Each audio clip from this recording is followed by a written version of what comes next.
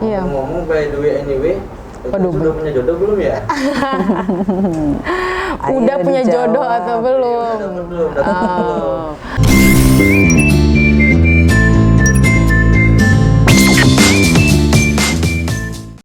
Assalamualaikum warahmatullahi wabarakatuh. Halo penonton setia Palpres Official YouTube Channel. Berjumpa dengan saya Betani Kasusmanda dalam program podcast Cukup Pedas.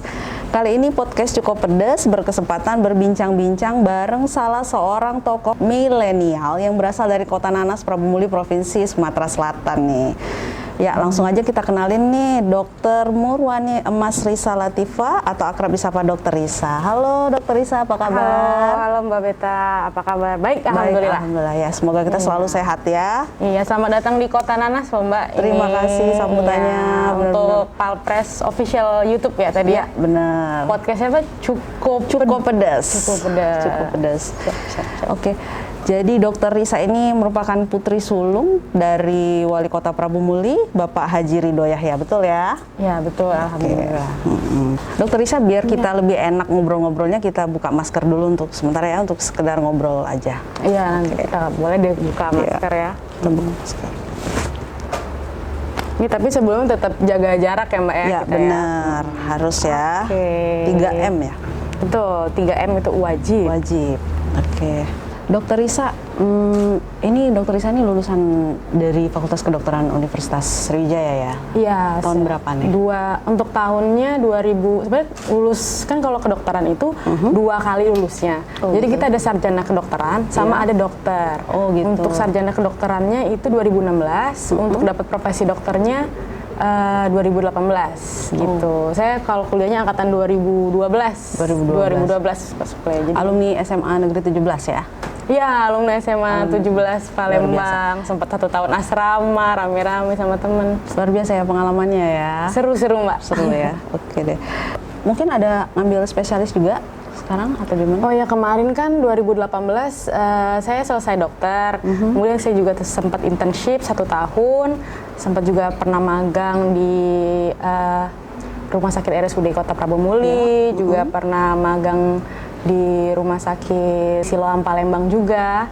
Nah, lalu di Prabu Muli juga selain di rumah sakit, saya juga kadang ikut kegiatan sosial, yaitu sunatan dari rumah ke rumah. Wow. Muter di Kota Prabu Muli gitu. Bakti sosial luar biasa nih. Jadi seru juga kadang-kadang kalau misalnya kita ke rumah sakit, kita kan ketemunya ya orang-orang yang sakit atau mau kontrol. Tapi kalau misalnya kita home kayak home visit gitu ya lebih tepatnya, karena kita datang ke rumah-rumah, jadi kita juga bisa tahu tuh keadaan sosial tuh gimana, keadaan di lingkungan orang tersebut gimana. Jadi kalau saya sih nganggapnya sambil jalan-jalan ya jadinya, walaupun jalan-jalan di sekeliling Kota Prabu Muli, tapi seru juga gitu, kenalan sama orang-orang banyak. Jadi kita juga bisa tahu kebutuhan masyarakat ya? Iya betul, itu juga. Jadi pas saya muter, itu jadi saya sekalian lihat, oh ternyata di daerah sini nih tipikalnya kayak gini. Oh ternyata di sini masih ada nih rumah misalnya yang katakanlah kurang layak gitu kan. Kadang saya juga lapor ke Papa, Pak kok di sini masih ada ya ini, kenapa ya Pak gitu kan. Jadi kadang ya sekaligus bukan screening sih, jadi sekaligus ya lihat-lihat gitu. Jadi juga memantau, bener nggak sih udah jalan belum sih yang Papa ceritain di sini. Oh ternyata ada yang udah jalan, ada yang apa gitu. Kadang juga beberapa orang misalnya pas saya lagi sunatan itu kan orang tuanya ini cerita, dok kalau di sini nih gini dok, ini kadang ya mungkin itu jalur cepat juga ya, jadi saya langsung kadang tuh cerita ke Pak Wali yang kebetulan adalah orang tua saya sendiri. Jadi sekaligus menyerap aspirasi dari masyarakat juga ya? betul juga sih sebenarnya ya, benar kalau mau dibilang menyerap aspirasi ya tapi kurang lebih ya menyambungkan lidah lah ya. Mungkin mereka kepengen ketemu Pak Wali, cuma mungkin waktunya belum sempet atau apa gitu kan, atau kesibukan masing-masing. Jadi kebetulan saya lagi ke sana, ya udah sekalian. Oke. Jadi ini sunatan dari rumah ke rumah. Kalau boleh tahu nih sudah dilakuin dari tahun berapa dan udah berapa banyak nih bocah nih, mungkin anak-anak yang udah kita hitan gitu? Kalau misalnya untuk hitanan sendiri itu saya udah mulai dari waktu sejak saya koas gitu. Saya koas, tapi kan karena itu statusnya koas gitu, jadi saya masih jadi asisten. Jadi waktu kita sunatan itu jadi ada 2 orang, satu yang operatornya yang mengerjakan, waktu itu saya sebagai asisten. Karena kan memang saya belum ada kompetensi untuk melakukan kan. Karena untuk sunatan sendiri atau hitanan atau sirkumsisi kita bilangnya itu kan harus dikerjakan oleh dokter umum minimal gitu kan. Sedangkan pada saat itu saya belum dokter umum, jadi saya jadi asisten. Terus sekaligus saya lihat tadi, saya adaptasi dulu kira-kira sekeliling saya ini kayak gimana sih nanggepin anak-anak yang lagi nangis tapi harus kita bisa tenang tetap ngelakuin tindakan.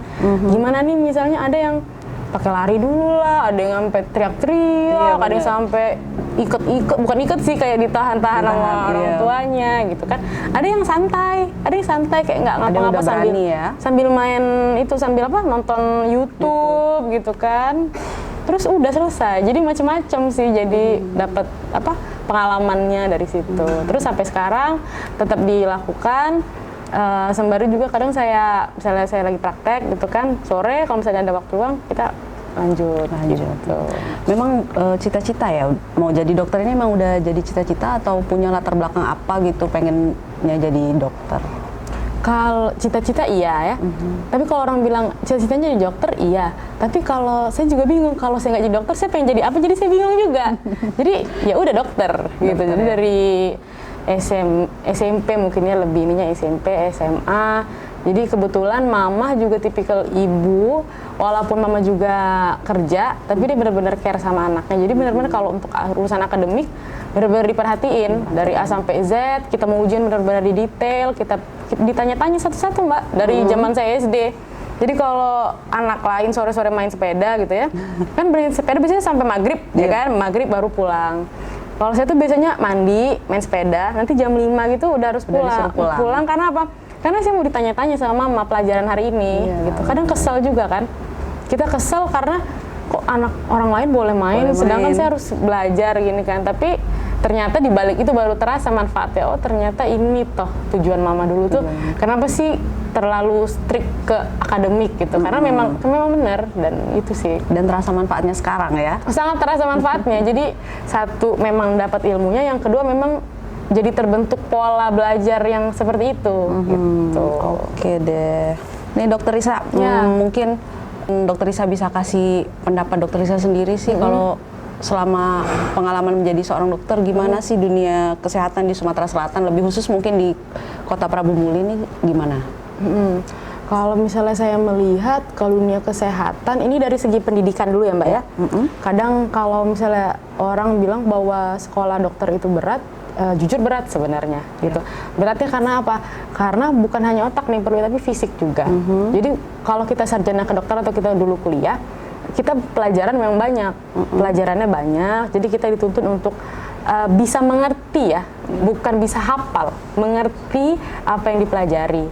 Terus lanjut kita koas itu seperti magang lah ya kurang lebih. Jadi kita di rumah sakit 2 tahun, itu kita ada jam jaga. Jadi Mbak bayangin nih kalau misalnya saya hari ini stase pagi, jaga pagi, pulang jam 4, harusnya pulang, tapi lanjut jaga malam, sampai besok pagi, mandi di rumah sakit, kita lanjut lagi stase pagi, baru pulang jam 4 sorenya. Itu kan kalau misalnya memang fisik kita nggak kuat, bisa capek, dan beberapa temen juga kalau yang nggak kuat dia keluar gitu, karena menurut dia aku nggak bisa kayak gini gitu kan.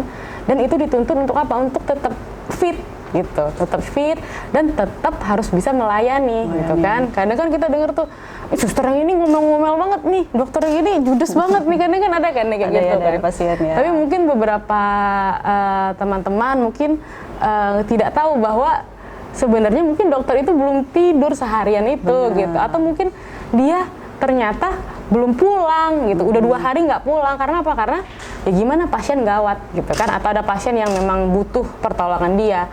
Karena memang dari Sumpah Dokter pun memang yang didahulukan itu adalah kepentingan kemanusiaan, tapi tetap jangan melupakan kepentingan pribadi. Maksudnya kesehatan pribadi itu juga tetap yang diutamakan. Jadi gitu sih kadang kalau saya menyikapi, kadang ada yang komentar misalnya ada dokter gitu ya ketiduran di sini gitu kan, sebenarnya ada alasan gitu, ada alasan kenapa sih dokter itu bisa tidur.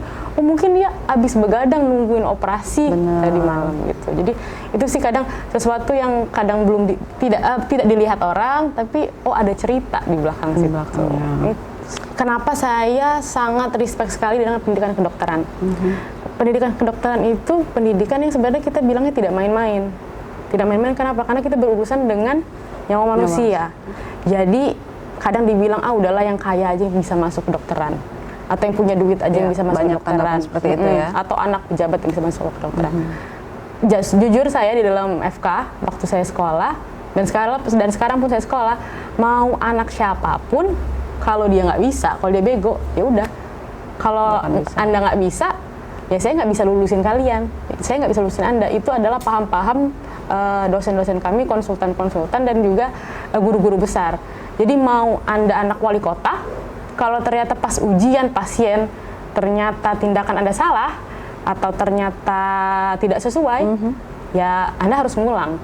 Mau kamu anak siapapun, tidak diluluskan ya? Tidak diluluskan, harus ngulang. Karena tanggung jawabnya besar.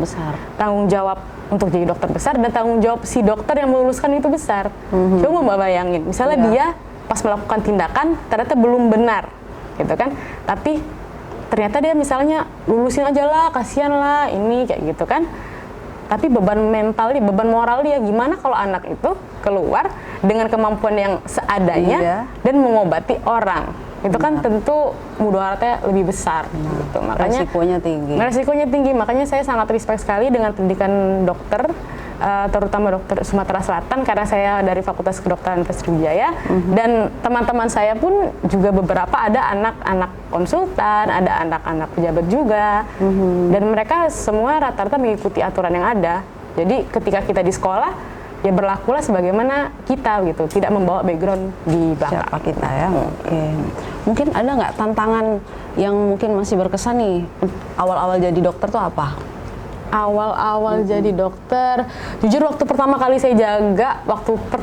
jaga koas, saya pengen nangis rasanya. Kenapa nih, Dok? Pengen nangis karena apa? Jadi kita yang biasanya walaupun sekolah berat, maksudnya sekolah belajar berat, tapi kita pas pulang ke rumah kita bisa nyantai, kita masih bisa tidur, masih bisa leye-leye gitu kan di kamar. Tapi ketika kita udah masuk ke rumah sakit, jaga malam, jam 10 malam masih bangun gitu ya, belum lagi nanti di order misalnya kita ada pasien gawat, baru mau tidur bentar, tiba-tiba dipanggil lagi, nanti ada pasien ini segala macam. Terus kurang tidur, terus udah tau kalau misalnya kurang tidur gitu kan, paginya kita harus siap-siap untuk presentasi pasien tadi malam. Dan itu presentasinya bukan presentasi apa, ditanya-tanya sama konsultannya. Kenapa kamu kayak gini tadi? Kenapa kamu gini? Kenapa? Kalau kita nggak punya alasan yang kuat, ya udah kita bakal kalau kita sih bilangnya dibantai ya. Maksudnya dibantai itu ditanya-tanya lebih dalam, digali sampai detail gitu kan, sampai dokternya dapat jawaban yang pas gitu. Kenapa? Selesai dari situ, belum lagi kita lanjut stase pagi gitu kan.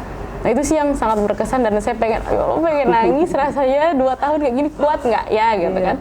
Tapi setelah saya sharing ke teman-teman juga, gimana nih yang udah lewat gitu kan, kakak kelas juga ke orang tua, jawabannya cuma satu, ya kalau kamu mau jadi dokter ya kayak gini, kalau nggak kuat ya mendingan nggak usah jadi dokter. Jadi ya udah. Iya, jadi gimana menyikapinya tuh kayak gimana tuh sampai akhirnya bisa selesai 2 tahun? Menyikapinya satu, support dari keluarga tentu. Pasti ya. Terus yang kedua, alhamdulillahnya saya punya teman-teman kelompok belajar yang suportif gitu. Jadi ketika kita mau ujian atau kita mau pindah stase gitu ya, dulu itu atau apa, kita selalu kasih tips and trick gitu. Kalau kamu mau lewat ini nanti mendingan ini gitu. Ini karena kan kita rotasinya beda-beda dulu. Jadi alhamdulillah 2 tahun terlewati, kemudian lulus tepat waktu, ujian nasional alhamdulillah lulus 1 kali ujian, dan juga alhamdulillah sih dengan IPK yang memuaskan, alhamdulillah. Cum laude ya. Alhamdulillah. Luar biasa nih prestasi Dokter Risa. Mungkin kalau di luar dunia kesehatan nih aktif di apa aja nih organisasi nih Dokter Risa? Kalau untuk di luar kesehatan, kebetulan saya juga wakil ketua di KNPI Kota Permuli. Di situ juga saya ikut juga sih kadang kegiatan-kegiatan KNPI. Dan setiap kali misalnya ada kegiatan kesehatan, tentu saya dilibatkan gitu. Kadang mereka dari anggota KNPI nanya nih, ketuanya Om Ade nanya, apa nih yang bisa kita kerjain nih? Apalagi kemarin pandemi COVID, ya kan? COVID awal. Apa nih dok yang bisa kita, yang bisa kita lakukan sebagai organisasi kepemudaan untuk mempercepat penanggulangan pandemi ini. Jadi awal kemarin kita sempat semprot pakai desinfektan di fasilitas umum, bagi masker, kemudian kita juga sosialisasi 3M, kemudian kita juga, dan itu dilakukan rutin, maksudnya tidak sekali, enggak, dilakukan rutin berkala gitu. Kemudian saya juga menjadi anggota juga dari KONI Sumatera Selatan, apalagi ya. Cuma saya sukanya tuh ya karena enjoy ya Mbak ya. Kemudian di PMI nikmati juga ya. di Palang Merah Indonesia di Kota Permuli juga. Nah, jadi kalau bisa sih saya berharapnya sekolah lancar, kegiatan sosial bisa jalan, kemudian untuk pribadi sendiri, misalnya masih sempat lah untuk bisa jalan sama teman, atau masih sempat lah untuk olahraga, masih sempat lah untuk pampering gitu kalau yang cewek-cewek gitu kan, kadang, atau masih sempat untuk kumpul keluarga, itu sih yang paling penting. Jadi diusahakan agar balance. Nah dok, kan sekarang nih kita sedang melewati yang namanya pandemi COVID-19 ya. Kita juga disuruh himbauan untuk menjaga jarak, memakai masker, menghindari kerumunan 3M ya. Dan sekarang juga sudah ada vaksin. Iya, betul. Nah, mungkin tidak banyak yang tahu, mungkin ada juga yang masih takut nih gimana vaksin, takut disuntik, takut apa. Mungkin dari Dokter Risa sendiri nih gimana nih ajakan atau himbauan terkait vaksin COVID-19 ya. Memang vaksin ini merupakan hal baru. Yang maksudnya lagi booming sekarang gitu kan. Awalnya kita takut nih, banyak hoax ya kan. Vaksinnya dari Cina, terus vaksinnya itu disisipin chip, terus vaksin itu kalau kita vaksinnya nanti malah jadi kena COVID, terus ada yang katanya abis divaksin langsung meninggal gitu kan. Terus katanya Indonesia belinya vaksin yang murah, kenapa nggak beli vaksin yang mahal, sedangkan di US misalnya di Amerika belinya yang merek ini yang mahal gitu. Kenapa sih kita nggak ini gitu kan. Nah, jadi yang satu yang mau saya perjelas bahwa vaksin ini kita pakainya yang namanya Sinovac ya. Sinovac itu memang dari Cina karena pandemi awal dari Cina mungkin, dan mereka sudah melakukan penelitian lebih dahulu, jadi mereka sudah bisa membuat vaksinnya. Terus yang kedua, kenapa Indonesia mengambil yang Sinovac? Dari berdasarkan Kementerian Kesehatan disebutkan bahwa selama vaksin itu efektivitasnya di atas 50% itu boleh digunakan, dan Sinovac itu 65% efektivitasnya, jadi boleh digunakan, dan WHO pun sudah approve mengenai vaksin Sinovac. Jadi kalau mungkin Mbak bisa cari di Google gitu ya, WHO apa, nanti ada brand-brand mana yang boleh digunakan. Terus yang ketiga, kenapa sih Indonesia nggak pakai yang efektivitasnya tinggi nih, misalnya kayak 90%. Kenapa sih pakai yang efektivitasnya 65%? Jawabannya adalah semakin tinggi efektivitas, resikonya juga semakin tinggi. Jadi gitu. Jadi misalnya Sinovac 65% efektivitasnya, tapi resikonya lebih rendah.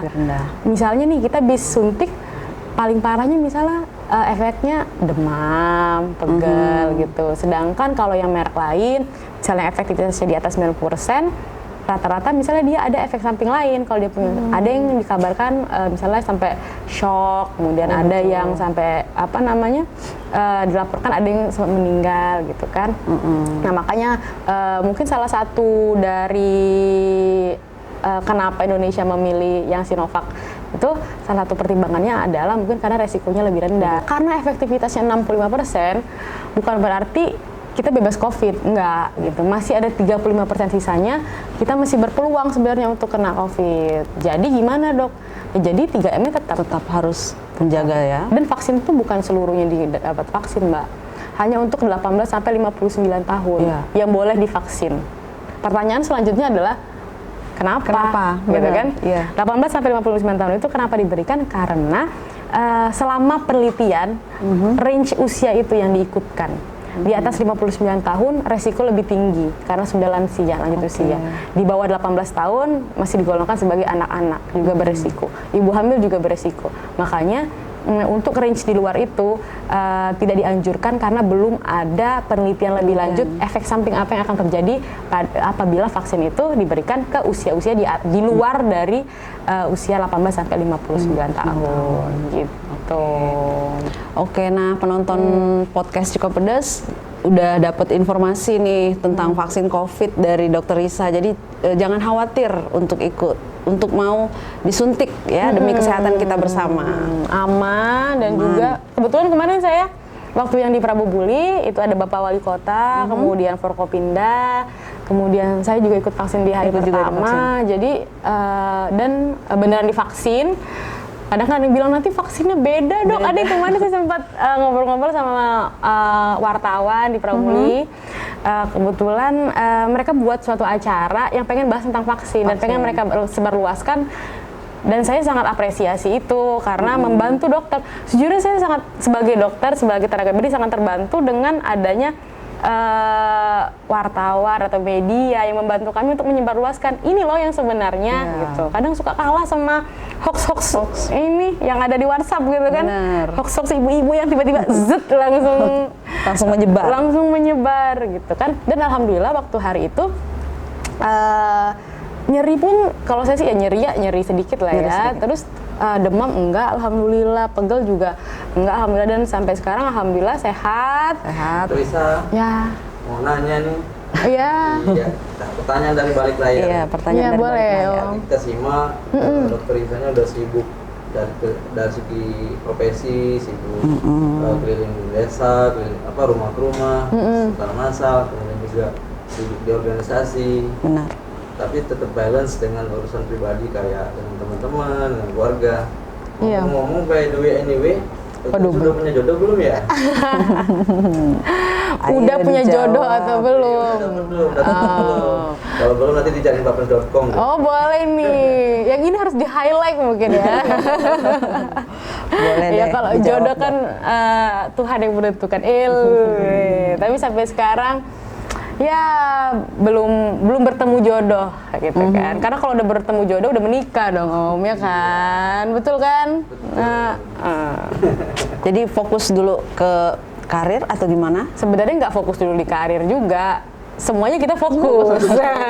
Nanti dibilang fokus dulu ke karir, yang lain disepelekan. Enggak, semuanya harus difokuskan. So, mungkin yang lagi datang sekarang mungkin ya kerjaan. Mungkin ya kan, segala macam ini. Mungkin tapi pengennya cowok yang seperti apa, Dokter Risa?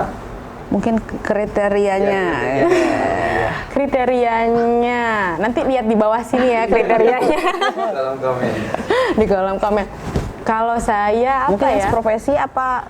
Enggak sih gimana? sebenarnya untuk seprofesi enggak maksudnya tidak menutup kemungkinan bahwa harus profesi A, profesi B gitu kan. Enggak sih, yang penting satu bertanggung jawab ya pasti, yang kedua sabar ya sabar, dan yang ketiga yang paling penting itu adalah restu orang tua. Itu yang paling dicatat penting. 3 ya. Kadang kalau kita suka tapi orang tuanya tidak merestui, gitu kan susah juga. Benar. Atau kadang orang tuanya ACC tapi kitanya nggak suka, susah juga. Harus kelop makanya. Dokter Risa nih mungkin harapannya untuk generasi milenial nih terkait ajakan kebiasaan hidup sehat di tengah pandemi seperti ini mungkin. Untuk ajakan generasi milenial ya, kalau saya sih berpesan bahwa cobalah sesuatu selagi kita masih punya waktu. Tapi hal itu positif ya. Cobalah sesuatu hal yang kalian pengen coba selagi kalian muda. Karena dengan kita coba, kita dapat pengalaman.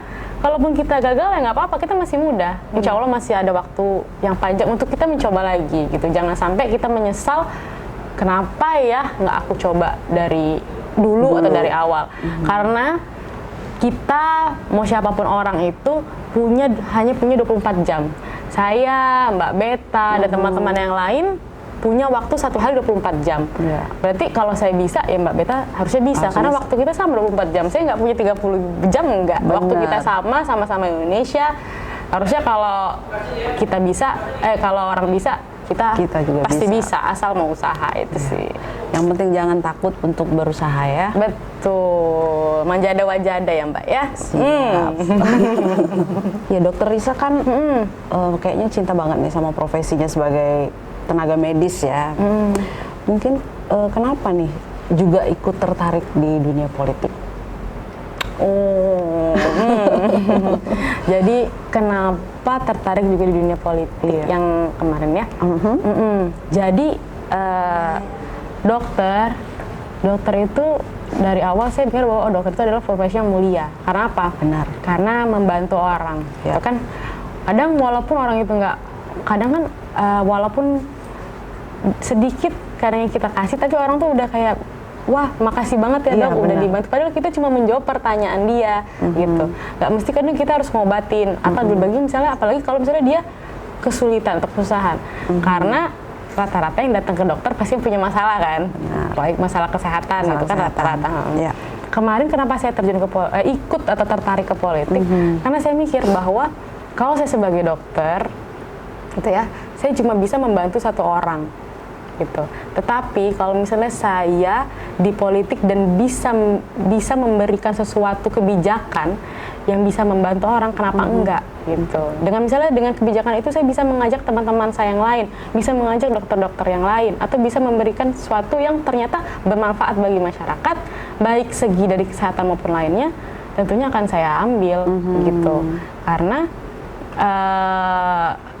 Papa tuh selalu memberikan saya nasihat bahwa kalau bisa dimanapun berada, mau sekecil apapun, kalau bisa tindakan kamu itu bermanfaat bagi orang lain. Percuma kamu mau hebat, mau banyak uang, mau dikenal orang, tapi kalau ternyata kamu tidak bermanfaat, ya hidup kamu ya percuma. Jadi itu sih kenapa latar belakang saya mengambil tertarik ke politik, karena menurut saya ketika di politik itu akan lebih mudah untuk kita mengambil atau membuat suatu kebijakan yang bisa bermanfaat bagi orang banyak gitu, terlebih di bidang kesehatan. Dan kemarin juga saya sempat lihat bahwa sangat jarang gitu kan yang orang politik dengan background kesehatan, sedangkan bidang kesehatan sendiri pun ikut terkena dampak dari kebijakan-kebijakan yang dibuat. Gitu. Betul. Tapi mereka kadang nggak ada sosok yang mewakili ini loh, point of view dari kesehatan tuh kayak gini gitu. Mungkin kadang itu sih yang mendorong saya untuk kayak harus saya coba. Oke, luar biasa nih tujuannya ya. Kalau ke depan mau nyoba lagi? Apa? Ke depan mungkin ada niat mau coba lagi? Kalau untuk coba lagi, maksudnya ikut ke politik lagi. Kalau kita mulia kan. Kalau misalnya masyarakat menginginkan atau ternyata memang ada dukungan gitu ya, dan ternyata memang itu tujuannya baik dan tujuannya adalah untuk memberikan manfaat lebih, ya kenapa tidak ya. Jadi selagi itu konteksnya untuk kepentingan orang banyak dan tentunya tidak merugikan baik diri sendiri dan orang lain, ya insya Allah. Ya, mudah-mudahan nih semua cita-cita mulianya dari Dokter Risa bisa terwujud ya. Amin ya rabbal alamin. Demikian bincang-bincang singkat tapi hangat bareng Dokter Risa. Semoga bisa menginspirasi kita semua ya, terutama kaum milenial. Amin. Bagi penonton yang ingin menyampaikan kritik dan saran ataupun pertanyaan kepada narasumber saya hari ini, bisa langsung tulis di kolom komentar di bawah ini. Oke. Jangan lupa subscribe, like, comment, and share Palpres Official, dan jangan lupa klik loncengnya supaya tahu berita dan hal-hal menarik apa saja yang ada di Sumatera Selatan. Podcast Cukup Pedes juga dapat didengar di Spotify. Saya Betani Kasusmanda dan terima kasih kepada Dokter Risa atas waktunya. Sampai jumpa di podcast selanjutnya. Bye-bye.